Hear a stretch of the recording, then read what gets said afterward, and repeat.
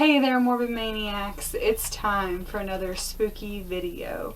And for tonight's spooky video, I'm going to be doing a request from my good friend Mike. And Mike, if you're watching this, hello! And this is the San Antonio Ghost Tracks. Located in San Antonio, Texas, there is a roadway which is crossed by railroad tracks. The tale takes place in the area between Villa Marin and Shane Road. Years ago, there was a collision with a train and a bus on these same tracks. And it's believed that the victims of this crash still reside and haunt this stretch of road. The event was said to have taken place back in the 1930s or the 1940s. According to the legend, one rainy morning, a train was swiftly moving along these tracks when a school bus full of children was crossing over the tracks and the school bus's engine failed. Frantically, the engineer of the train started pulling on his brake and tugging the whistle, trying everything he could to warn the school bus in time. Unfortunately, he was unable to stop the train in time. The train collided into the school bus, cutting it into two pieces and both of them going in opposite directions.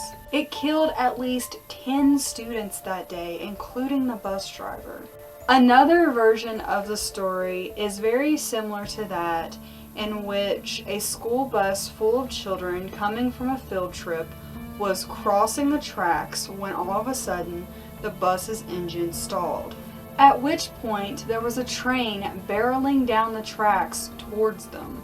The bus driver tried to rush all of the children off the bus and to safety, but he was not able to in time, and the train collided into the bus, killing them all instantly. Then there was another more detailed version of the story which states that one dark evening, a bus full of Sunday school students driven by a nun were on their way home from a field trip and they were crossing these tracks when the bus's engine stalled right on the tracks. Most of the students were asleep, so the nun tried to quietly get the engine working again. It was at that exact moment that a train came racing down the tracks, headed right towards them. And to beat it all, it had no headlamp, giving them no warning sign that it was approaching. It was too late to evacuate the children as the train was moving too fast. The nun desperately and frantically turned the key trying to restart the bus. But just as she did, the train smashed right into the bus, cutting it in half. The nun was thrown through the windshield, but she miraculously survived.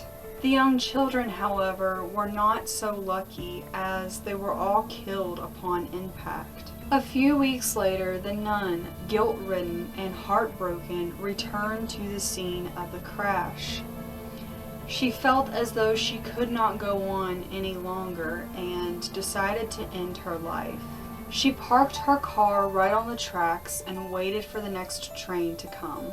Later, when a train was approaching, speeding heavily towards her just as it did that tragic night, she began hearing familiar small voices. Then her car began to move as if it were being pushed on its own. The nun's car was rolled to safety just as the train rolled by.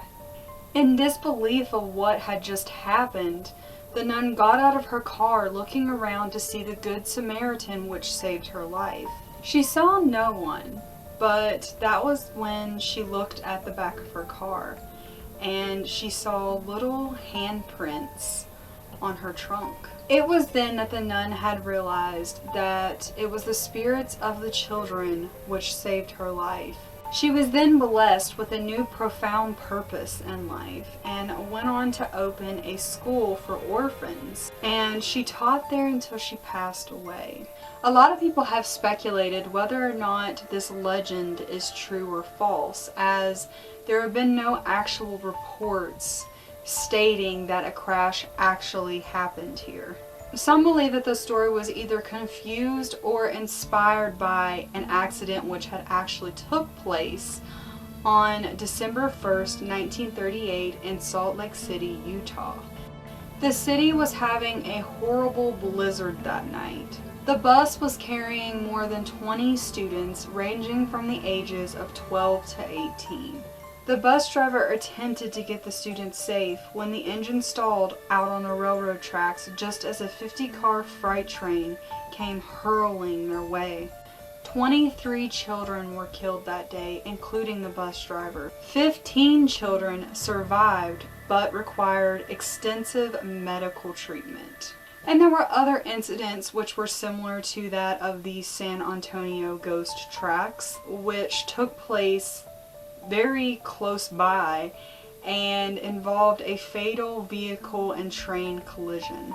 Some believe that the children haunt this road by mistake, and some believe that the children stay in this area to keep other people from having the same fate as them. According to the legend, if you park your car directly over the tracks and shift your vehicle in neutral, the ghosts of the children will push it uphill to safety. And one way many people tend to test out this urban legend is to pour either flour or baby powder on the bumper of their vehicle. It is said that you will then be able to see the small finger or handprints of children on the back of your car. There have been numerous eyewitnesses and accounts of people claiming that their cars moved all on their own and that mysterious prints were found. However, it's been scientifically proven that the car being pushed uphill is nothing more than an illusion. It's all about the angle of the vehicle and the hill. I remember with the 22 Mountain Mine Road Mamie Thurman, which was one of my bigger videos, and that was also requested from a subscriber. There was a part to that story where if you parked your car kind of like at the entrance of 22 Mountain Mine Road, that Mamie would push your vehicle up the road. And I believe it was dark whenever we went, so we didn't actually get to test out this legend because it is right next to an interstate. But I do believe that this part is nothing more than just, you know, an illusion. As for the handprints, a lot of them feel as though they were already there and that the powder just made them more visible. Now, regardless of whether this story is actually true or not, a lot of strange paranormal events have taken place along this crossing. Some have heard mysterious childlike voices and laughter along the tracks. Some have claimed to hear the rumbling sounds of a train nearing by, the steam whistle blowing and the screeching of its wheels, waiting to see the train hurtling towards them. Nothing happens. Cars are said to stall in the middle of the tracks. Full-bodied apparitions have been seen. And a popular story which was said to have taken place not long after the crash was when a young woman was driving late one night along Shane Road. As she approached the railroad crossing, she seen a little girl standing all alone on the side of the road. She immediately stopped, pulled over, and offered the little girl a ride home. Once they arrived at the girl's home, the child was very hesitant about going inside, and the woman had just assumed that maybe the little girl ran away because of an argument that she had with her parents, and she thought nothing of it and offered the little girl to go speak to her mother. When she got out of the car, she looked back to smile at the little girl, but she was gone. She had completely vanished, and the woman had went over to her car, opened the door, and there was nothing there.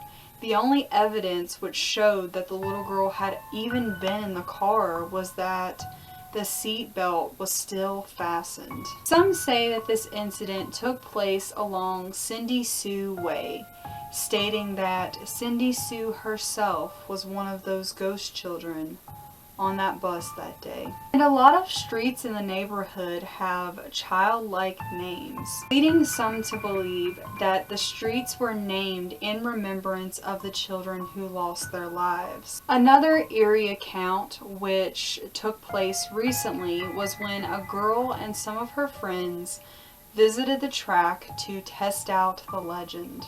The girl took numerous photos and emailed them to her mother. The mother was shocked to tell her that in one of those photos there looked to be the apparition of a little girl holding a teddy bear. And this is one of the most known photos from the San Antonio ghost tracks. I remember seeing this before I even knew about the legend, and I think it's legit. What do you guys think? The legend has grown so much over the years that people from all over the country come to test out this strange phenomenon and see the ghost children for themselves. Unfortunately, all of this talk has also brought on a lot of traffic and criminal problems as well, forcing local police to patrol the area as many carjackings and purse snatchings are said to happen. Now, there are many roads across the US which are said to be haunted, and a lot of these roads, you know, car can be pushed uphill on. As I said before, Mamie Thurman was one of those roads. I didn't get to test out the legend, but maybe I will go back and do that. I've been wanting to go back to Mamie Thurman for a while now. So you guys will see. I'll definitely film a video for you guys. It was one of my favorite locations. What do you guys think of the legend of the San Antonio ghost tracks? Do you believe that the story is real? Do you believe that, you know, the phenomenon is real?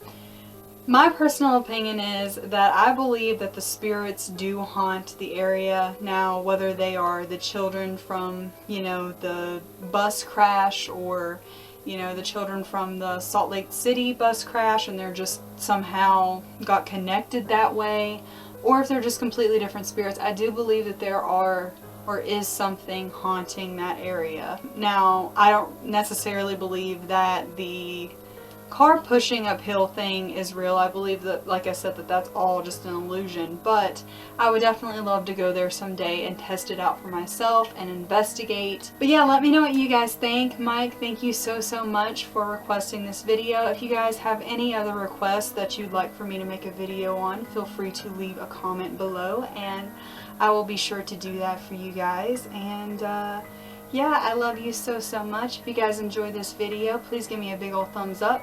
Subscribe to my channel if you have not already, and become a Morbid Maniac. And if you weren't aware already, I did make an OnlyFans account where I will be posting all of my sexier content for you guys. So if you are interested, the link to that is always in the description box below. And I will see you guys in the next video.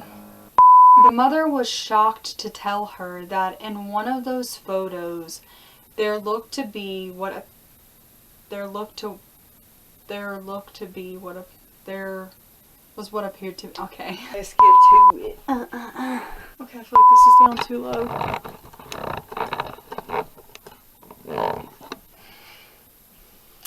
How to YouTube 101. How to YouTube for dummies. Okay. Into the lava, and I'm trying to keep on going under. Baby, who turned the temperature hotter? 'Cause I'm burning up for you, baby. What's wrong with me? That's how my my YouTube videos used to be back in the day. If you guys didn't know, I used to have a YouTube channel when I was like 12 or 13. And you guys know I'm a huge Jonas Brothers fan. That's what my content was back in the day before I started Morbid Melanie. So, little fun fact for you guys. One of my cats is using a litter box. There's going to be so many bloopers in this. Cool. Located in San Antonio, Texas. There was a roadway.